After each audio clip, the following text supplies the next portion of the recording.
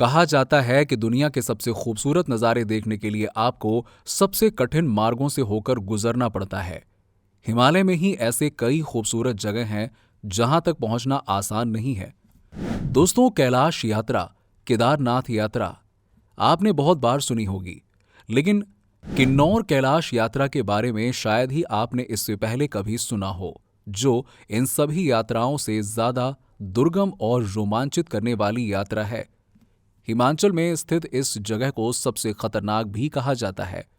हिमालय की बर्फीली चोटियों में ऐसे कई देवस्थान हैं जिनकी बहुत धार्मिक मान्यताएं हैं। ऐसा ही एक स्थान है हिमाचल में मौजूद किन्नौर कैलाश पर्वत, जो किन्नौर जिले में स्थित है। यहाँ पर स्थित शिवलिंग समुद्र तल से 24,000 फीट की ऊंचाई पर स्थित है। ऐसा कहा जाता है कि इस जगह पर स्थित शिवलिंग दिन में कई बार अपना रंग बदलता है और इसी के साथ ही यहाँ से जुड़ी अनेकों पौराणिक कथाएं भी प्रचलित हैं। तो आइए दोस्तों, इन सभी अनसुलझे रहस्यों को जानने के लिए शुरू करते हैं इस वीडियो को बिना किसी देरी के। भगवान महादेव की तपोस्थली किन्नौर बौद्ध तथा हिंदू भक्तों की आस्था का केंद्र है। किन्नौर कैलाश समुद्र तल से 24,000 फीट की ऊंचाई पर स्थित है तथा किन्नौर कैलाश में स्थित शिवलिंग की ऊंचाई 40 फीट है और चौड़ाई 16 फीट है। प्रत्येक साल हजारों शिव भक्त जुलाई और अगस्त के महीने में जंगल व खतरनाक दुर्गम पहाड़ी मार्ग से होकर किन्नौर कैलाश शिव जी के दर्शन करने के लिए पहुंचते हैं। आइए अब बात करते हैं कि आखिरकार इस पावन स्थान तक पहुंचा कैसे जाए। किन्नौर कैलाश की यात्रा शुरू करने के लिए भक्तों को जिला मुख्यालय से करीबन 7 किलोमीटर दूर राष्ट्रीय राजमार्ग 5 पर स्थित पोवारी से सतलुज नदी पार कर तंगलिंग गांव से होकर जाना पड़ता है। इसके बाद गणेश पार्क से लगभग 500 मीटर की दूरी पर पार्वती कुंड स्थित है। इस कुंड के बारे में कहा जाता है कि इसमें श्रद्धा भाव से एक सिक्का भी डाल दिया जाए तो मां पार्वती उनकी सारी मनोकामनाएं पूरी करती हैं।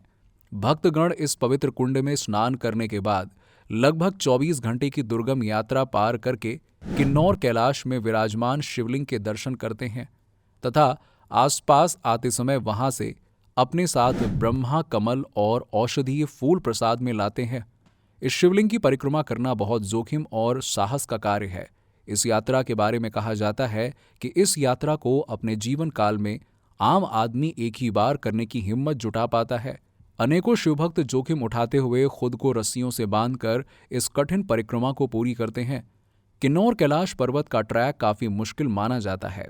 लगभग 14 किलोमीटर लंबे इस ट्रैक के आसपास बर्फीली चोटियां हैं, जिसके साथ ही आपको सेब के बागान भी देखने को मिलेंगे। खूबसूरती की बात करें तो यहाँ आपको सांगला और हंग रंग वैली के नज़ारे भी देखने को मिलते हैं। तांगलिंग गांव इस ट्रैक का शुरुआती पॉइंट है। सतलुज नदी के किनारे बसा ये गांव बहुत ही खूबसूरत है।